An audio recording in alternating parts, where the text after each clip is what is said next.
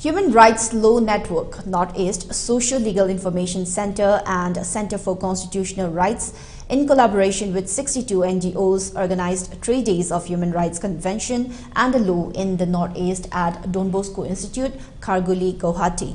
The Human Rights Convention discussed on the topics of fake encounter and extrajudicial killing in the Northeast, climate change, land acquisition and prison rights, minority rights, women and child rights, LGBTQI rights, health rights during COVID were discussed. Social activists, advocate, environmentalist, educationalist, doctorate, journalists were part of the program.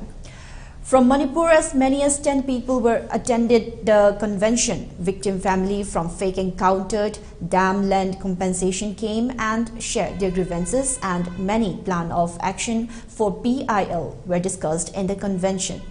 At the convention, the incident of voting in Mon District, Nagaland on 5th December 2021 were deliberately discussed and decision was taken to intervene by HRLN Nagaland unit.